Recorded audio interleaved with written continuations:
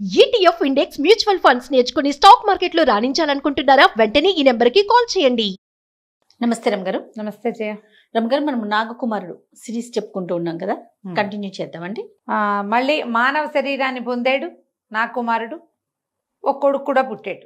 వాళ్ళు ఒక వేరే ఇంట్లో ఉండేవాళ్ళు. అతను వ్యాపారార్థం బయట ఊరికి బయలుదేరాడు. భార్యకి చెప్పాడు, మీ అమ్మ వాళ్ళ ఇంటికి వెళ్ళొద్దు, మీ అక్కయ్యలతో మాట్లాడద్దు, పిల్లాన్ని వాళ్ళ చేతిలో పెట్టద్దు, 3 నెలలకు సరిపడా ఆహారం ఇంట్లో ఏర్పరిచాను, వండుకుని తిను, పిల్లాన్ని పెంచుకో అని చెప్పి అతను వెళ్ళిపోయాడు. ఈ సిరిమల్లి చంటి పిల్లాన్ని పెట్టుకుని ఇంట్లో ఉండేది.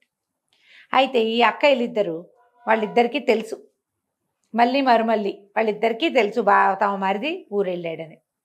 ఏం చేసేవాళ్ళు, రోజు ఈ చెల్లెళ్ళ ఇంటి వైపుకి వచ్చేవాళ్ళు. ఈ పిల్ల ఏం చేసేది, కిటికీ దగ్గర కూర్చుని పిల్లాన్ని ఎత్తుకుని కూర్చునేది. వాళ్ళేమో ఏమే సిరిమల్లిని కేకేసేవాళ్ళు. కేకేస్తే తలుపు తీవే, మేము వస్తామే మీ ఇంటికి అంటే, ఇది వద్దు వద్దు మా ఆయన ఒప్పుకోలేదు అంటే, పిల్లాడినైనా చూపించు పిల్లాడినైనా చూపించు అనేవాళ్ళు.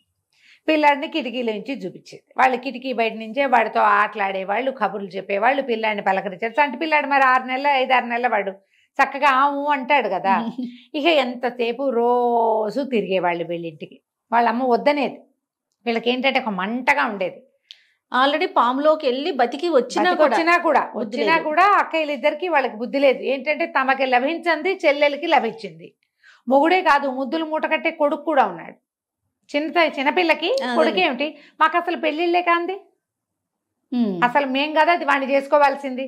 లెక్క ప్రకారం పెద్ద పిల్ల చేసుకోవాలి, అది కాకపోతే రెండోది చేసుకోవాలి, 2 కాక 3ఓది చేసుకోవటం ఏమిటి, దానికి పిల్లాడు పుట్టడం ఏమిటి. అంతకుముందు బోళ్ళ సంపద ఉంది, శుభ్రంగా తినేశారు ఈ 2 ఏళ్ళ నుంచి. ఇప్పుడు వాళ్ళని సంపాదించుకోవడానికి వెళ్ళాడు. అవి వచ్చినప్పుడల్లా ఏమనేవాళ్ళు, ఏమే మాకు కూడా ఒక చెరుకో మొగుడిని తీసుకురమ్మని మీ మరిది గారికి చెప్పవే, ఇలా మాట్లాడేవాళ్ళు. ఏం మాట్లాడినా అది అనేది కాదు, ఏదో చిన్నపిల్ల అనేది అనేది. కానీ అక్కయ్యల మీద సాయంత్రం ఈ పూట కనపడ్డారు, మర్నాడు పొద్దున వాళ్ళు వచ్చే వేళకి అది పెద్దమ్మ వాళ్ళు వస్తారని పిల్లాన్ని కిటికీలో పెట్టుకుని కూర్చునేది. వచ్చింది అక్కయ్యలు మరి చిన్నప్పటి నుంచి కలిసి ఉన్నారు కదా, అక్కయ్యలు రాకపోతే ఏమిటా రాలేదని వాళ్ళ కోసం ఎదురు చూసేది. ఏదైనా ఇంట్లో చేసుకున్న పదార్థాలు కిటికీల నుంచి అందించేది. ఇంతలో ఏమైంది, కార్తీక పౌర్ణమో ఏదో పండగ వచ్చింది, అట్ల తద్ది. అందరూ ఉయ్యాలు ఊగుతున్నారు.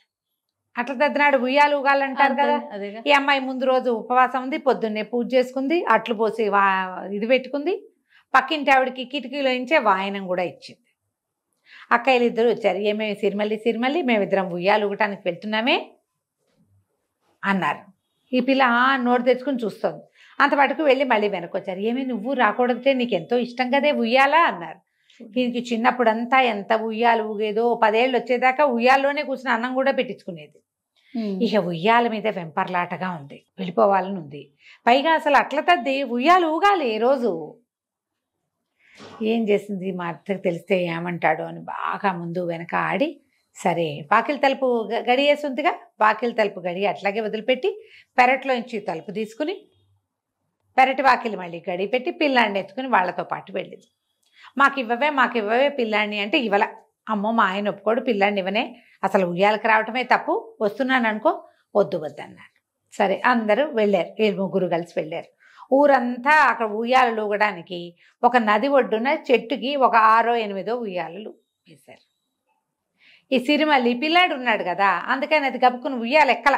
ఈ జనం అంతా ఉయ్యాలు ఊగుతున్నారు, కొంతమంది ఇళ్ళకెళ్ళిపోతున్నారు. తెల్లవారుజామున ఎప్పుడో తిన్నారు, ఎండెక్కేసరికి ఆకళ్ళేస్తాయి, ఏమైనా తినడానికి కొంతమంది అట్లా వెళ్ళిపోతున్నారు. అక్క చెల్లెళ్ళు 3 మిగిలేరు అక్కడ. సరే ఒకళ్ళనొకళ్ళు ఉయ్యాలు ఊపుకున్నారు. పెద్దక్కయ్య చిన్నక్కయ్య చాలాసేపే ఊగారు. ఆ తర్వాత ఏమైంది, చెల్లెల్ని కూర్చోవే నీకు అసలే సరదా కదా, మేము ఊపుతాము, పిల్లాడినివ్వు అని అడిగారు. ఆ అమ్మ ఏం చేసింది, సిరిమల్లి, అబ్బో నేను ఇవ్వనమ్మా, ఒళ్ళో కూర్చోబెట్టుకుంటాలే పర్వాలేదని. అంతకుముందు ఆ అక్కయ్యలు ఇద్దరు ఉయ్యాలు ఊగుతుంటే తను ఒక ఉయ్యాల్లో కూర్చుని పిల్లాడిని పెట్టుకుని తనే ఊగేది. కాలుతో తోసుకుని ఉయ్యాలు ఊగచ్చు కదా. తను ఊగితే ఎంతసేపు, ఎంత దూరం ఊగుతాం మనం, మన కాళ్ళు ఎంత మట్టుకు సాగుతాయి, ఒక మాదిరి ఊపు. పిల్లవాడు కేరింతలు కొట్టాడు, వాడికి నచ్చింది ఉయ్యాల. అందుకని ఏమంది, ఎవరైనా ఊపాలి. ఉయ్యాల లక్షణం ఏంటంటే మనమే ఊగటం కాదు, ఇంకొకరు వెనక నుంచి ఊపితేనే ఉయ్యాలు ఊగినట్టు. నేను పిల్లాడిని ఎత్తుకుని కూర్చుంటా, మీరు ఊపండి అనేసరికల్లా సరే అక్క చెల్లి సరేనన్నారు. వంతుల వారీగా ఊపారు. పిల్లాడు ఊయాలు ఊగిన కొందికి కేరింతలు కొడుతున్నాడు, కిలకిల్లాడిపోతున్నాడు. పిల్లాడు నవ్వుతుంటే తల్లికి సరదాగానే ఉంటుంది, దిగల. ఒక చెరుకో పాతిక ఊపులు ఊపిన తర్వాత వాళ్ళిద్దరికి అనిపించింది ఉయ్యాల విసురుగా ఊగుతుంటే అది ఇట్లా నది మీదకి వెళ్తుంది. నది గట్టునుంది కదా, వాళ్ళకి అనిపించింది. కళ్ళు గెలుపుకున్నారు ఇద్దరు, దీన్ని నీటిలోకి తోసేద్దాం. ఇప్పుడు చెల్లెలు పోయాక మరిది ఊళ్ళోకి వచ్చి మన ఇద్దరిలో ఎవరో ఒకళ్ళని చేసుకుంటాడు కదా తప్పకుండా. ఓహో, ఇలాంటి ఆలోచన వచ్చేసరికల్లా అసలు ఇద్దరికి బుర్రలో అవే తట్టినాయి. కళ్ళతో సైగలు చేసుకున్నారు. ఇక పెద్ద పెద్ద ఊపులు ఊపటం మొదలుపెట్టారు. ఎంత ఊపారంటే ఆ పిల్లాడు బేరమని పెద్ద పెట్టింది, ఏడు కడుపులో తిప్పేసింది వాడికి. ఏడుపు మొదలు పెట్టాడు. సిరిమల్లి కూడా భయం వేసింది, పిల్లాడు ఏడుస్తున్నాడు, పట్టు తప్పిపోతాను అనిపిస్తోంది. పైగా ఈ ఉయ్యాలు ఎక్కడికి వెళ్తోంది, నది మీదకి వెళ్ళిపోతోంది. ఆపండే ఆపండే అక్కయ్య ఆపండే అని బతిమలాడింది. ఎంత బతిమలాడినా వాళ్ళు ఆపల. ఇంకా ఇంకా ఇంకా ఇంకా పెద్ద పెద్ద ఊపులు ఊపి ఒక దశలో పట్టు తప్పి ఈ అమ్మాయి సిరిమల్లి పిల్లవాడితో సహా నదిలో పడిపోయింది. ఎప్పుడైతే ఆ అమ్మాయి నదిలో పడిపోయిందో నది ప్రవాహంలోకి వెళ్ళిపోయింది, కొట్టుకుపోయింది. అక్క చెల్లి ఇద్దరు భోరుమని ఏడ్చారు. పెద్ద పెట్టును ఏడ్చి మా చెల్లెలు పడిపోయిందో అని ఏడ్చుకుంటూ వచ్చారు ఊళ్ళోకి. ఊళ్ళో వాళ్ళంతా ముగ్గురు అక్క చెల్లి ముగ్గురు వెళ్ళటం చూసారా. చిన్నపిల్ల చేతిలో చంటి పిల్లాన్ని చూశారు. అయ్యో అయ్యో అట ఇట అయింది ఏంటి, పట్టు తప్పి పడిపోయింది, పిల్లాన్ని ఇవ్వవే అన్నా ఇవ్వలేదు, వాడికి సరదా అని వాడితో పాటు పెట్టుకుంది, పడిపోయిందంటే ఊర్లో జనం అంతా వచ్చి చూశారు.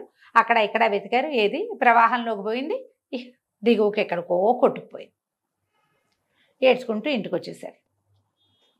తల్లి లబలబలాడిపోయింది. అయ్యో అయ్యో నా కూతురు ఇట్ట అయిపోయిందా అని చెప్పి ఎక్కడుందో నేను వెతుక్కుంటానని ఆవిడ నదీ ప్రవాహం వెంబడి నడుచుకుంటూ వెళ్ళిపోయింది. ముసలమ్మ తల్లి కూడా లేదు. ఇద్దరు ఆడపిల్లలు ఇల్లు చేరారు, ఇంట్లో ఉన్నారు. వాళ్ళ అమ్మ ఏదో సంపాదించి పెట్టింది, చిన్నది మన్నది ఉంది, అవి ఉన్న వరకు ఉండి ఇంట్లో ఉండటం మొదలుపెట్టారు. సరే ఈ ఉయ్యాల పడిపోయింది కదా ఈ అమ్మాయి, ఇది పిల్లని వదిలిపెట్టలే. అయితే ఏం చేసింది, ఉయ్యాల ఊపులు పెద్దవైనప్పుడు ఇట్లా కూర్చోబెట్టుకుంది కదా, కొంగుని వాడి మీద నుంచి తీసి వెనక వైపు దోపుకుంది. ఓకే, కట్టేసుకుంది అనమాట. కట్టుకోవటంతో తల్లి ఎగిరి పడినా పిల్లాడు తన చేతుల మధ్యలోంచి చేతులు గాభరాకి వదిలేసినా, ఇప్పుడు మనం ఎక్కడైనా పడ్డప్పుడు ఇది పట్టుకోము, ఆసరా ఏం దొరుకుతుందని చేతులు ఎత్తేస్తారు, మనుషులు సహజంగా చేస్తారు. ఈ చీరతో కట్టేసి ఉండటంతో వాడు ఆ తల్లి నడువుకే కట్టబడి ఉన్నాడు. పోని ఈ నీళ్లలో కొట్టుకుని కొట్టుకుని కొట్టుకుని కొట్టుకుని ఎక్కడికో వెళ్ళిపోయి ఒక నది తీరానికి చేరింది. అది ఒక కోయిగూడెం, ప్రాణాలతోటి చేరిపోయింది. చేరి ఒక నది తీరం దీంట్లో పడిపోయింది. అదేంటంటే ఒక తిప్ప లాంటిది అమ్మాయి పడి ఉన్న ప్లేస్. అక్కడ 2 రాజ్యాలు ఉన్నాయి, ఇద్దరు ఆదివాసీలు ఉన్నారు, లకిముఖి చెకుముఖి. అయితే ఏంటంటే ఈ నదీ ప్రవాహం మీద వాళ్ళిద్దరికీ హక్కు ఉంది. నదిలోంచి ఏమొచ్చినా చెరసగం, పైనుంచి ఏవో కొట్టుకొస్తాయి దొంగలు, పెద్ద దొంగ కొట్టుకొచ్చింది అనుకో చెరసగం తీసుకోవాలి, వాళ్ళ లెక్క అది. ఏదైనా గొడ్లు కొన్నిసార్లు ఈ వానలు అవి వచ్చినప్పుడు ప్రవాహం వెంబడి గొడ్లు గోదా వచ్చేస్తాయి, మేకలు గొర్రెలు వచ్చేస్తాయి, గొడ్డు గోదా చెరసగం. ఒక కడుపుతో ఉన్న గొడ్డు వచ్చింది అనుకో, దానికి బిడ్డ పడితే బిడ్డ ఒకళ్ళకి తల్లి ఒకళ్ళది. అలాంటివి వాళ్ళ సిద్ధాంతం. ఇవి రెండు ఏంటంటే వాళ్ళిద్దరికి అసలు పడి చావదు. ఇద్దరు నిజానికి అన్నదమ్ములే, వాళ్ళు అన్నదమ్ముల పిల్లలే కానీ పడదు. అబ్బాయిలే, లకుముఖి చెక్కుముఖి అని ఇద్దరు మగవాళ్ళు. అయితే ఈ నీళ్లలో కొట్టుకొచ్చిన ఈ అమ్మాయి కొట్టుకొచ్చిన దాన్ని తీరా చూసేసరికల్లా ఒక ఆడపిల్ల, దాన్ని పొట్ట కట్టేసి ఉండి ఒక చంటి పిల్లాడు బోరమని ఏడ్చాడు, బేరమన్నాడు. అనేసరికల్లా చుట్టుపక్కల జనాలంతా చేరారు. ఆ పాయకి అటు ఇటుగా 2 పల్లెలు ఉన్నాయి. 2 పల్లెల జనము చంటి బిడ్డ ఏడుపు వినపడుతుందని తీరా చూస్తే ఒక చక్కటి అమ్మాయి, దానికి కట్టేసి ఉన్న పిల్లాడు. లేవదీశారు, ఏదో నీళ్లు చల్లారు. అయ్యో అయ్యో ఏమైపోయిందన్నారు, ఏవో దెబ్బలు తగిలినాయి, అన్నిటికీ మందులు మాకులు రాశారు. వైద్యాలన్నీ అయ్యాక అమ్మాయి ఏడుస్తూ లేచి కూర్చుంది. మా ఇల్లేది వాకిలేది మొగుడేది అక్కేది అంటే ఎవరూ లేరు, పిల్లాడు. ఇప్పుడు అంతకుముందు ఏమనుకున్నారు, ఎవరైనా ఆడ మనిషి వస్తే పెళ్లి చేసుకోవాలి, ఎవరు పెళ్లి చేసుకోవాలి, ఇప్పుడు ఎవరు పెళ్లి చేసుకోవాలి అని వాళ్ళిద్దరూ వాదులాడుకుని పోట్లాడుకుంటున్నారు. తల్లి ఒకళ్ళకి పిల్ల ఒకళ్ళు. అంతకుముందు గొడ్డు గోదా వచ్చినప్పుడు ఏం చేసాము, తల్లి ఒకటికి పిల్ల ఒకటికి ఇచ్చాంగా, ఇప్పుడు కూడా అంతే చెయ్యాలి, తల్లి ఒకళ్ళకి పిల్ల ఒకళ్ళకి. అనేసరికి పిల్ల వలవల ఏడ్చింది, పిల్లాడేమో పాలు తాగే పిల్లాడు. ఈ చుట్టుపక్కల వాళ్ళంతా అన్నారు, మీ బొందలాగా ఉంది, పాలు తాగే పిల్లాడిని తల్లి నుంచి ఎట్టా వేరు చేస్తారు, ఎవరో ఒకళ్ళు తల్లిని పిల్లాడిని ఇద్దరిని ఉంచుకోవాలి, ఎవరు ఉంచుకోవాలని మళ్ళీ కొట్లాడుకున్నారు. ఆ పిల్ల వాళ్ళకి పెళ్ళాం అవుతుంది. ఓహో.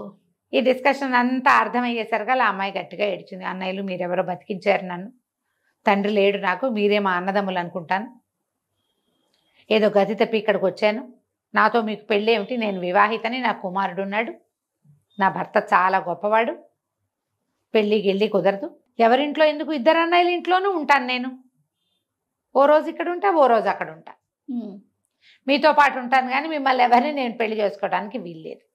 పిల్లాడు చక్కా పొతకల్లే బాగున్నాడు, వాళ్ళకందరికీ పిల్లలు సామాన్యమైన పిల్లలు, పైగా అడవిలో ఉండటం వల్ల కొంచెం రంగు తక్కువ పిల్లలు, వీడు తెల్లగా మెసిమెసిలాడుతూ పాల రంగుతో ఉండేసరికి పిచ్చి ముద్దు పట్టలేకుండా ఉన్నారు వాళ్ళు. వాళ్ళకి రకరకాల ఊహలు వచ్చినాయి. దీనికోసం ఎవరైనా వస్తారేమోనని వాళ్ళకి అనిపించలే. ఫోన్లీ తల్లిని పిల్లాడిని ఉంచుకుంటే పిల్లాడు పెరిగి పెద్దవాడు అవుతాడా, మన పిల్లల్లోనే ఓ పిల్లనిచ్చి వీడికి పెళ్లి చేస్తే అంటే బుడ్డాడికి అప్పుడు చక్క ఇటగే తెల్లగా పాల రంగులు ఉండే పిల్లలు పుడతారు, జాతి ఉద్ధరించబడుతుంది. పెద్దవాళ్ళు ఇద్దరు ముసలమ్మలు ఎవరో ఉన్నారు ఈ 2 గూడెల్లోనూ. ఈ గూడెం ముసలి వాళ్ళు ఏమన్నారంటే ఈ పని చేద్దాం, పిల్లాన్ని పెంచుకుందాం. ఓకే, తల్లిని పిల్లని పిల్లాన్ని పెంచుకోవాలంటే మనం తల్లి వాడికి కావాల్సిందే, అంతేగా. దానికి పెళ్లి గిళ్ళి చేసుకోవడానికి వీల్లేదు. అమ్మాయి ఎలాగో అన్నయ్యలు అంటుంది కాబట్టి 2 గూడాల వాళ్ళు కలిసి తండ్రి తల్లిని పిల్లాన్ని పోషించుకోవాలని వాళ్ళతోటే ఉంచుకున్నారు. బాగుంది. ఇంకేముంది, ఇక ఈ పిల్ల వీళ్ళతో పాటే ఉండిపోయింది. ఎంతకాలమో కొంతకాలం గడిచింది.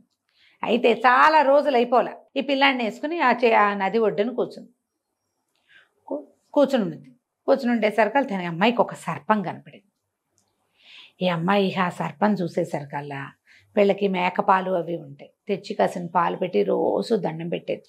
నాగరాజా, నా భర్త ఎక్కడున్నా నాకు అప్పచెప్పు, నన్ను నా భర్తకి చేర్చు, నేను ఇక్కడికి ఎక్కడికో వచ్చేసా, ఇది మా ఊరు కాదు, మా భాష కాదు, మా రకం కాదు, నన్ను మా అమ్మ దగ్గరికి నా భర్త దగ్గరికి చేర్చు అని ప్రతిరోజు ఆ సర్పానికి పాలు పెట్టేది.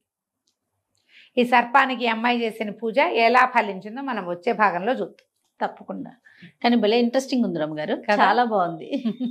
నమస్తే అండి. నమస్తే చే.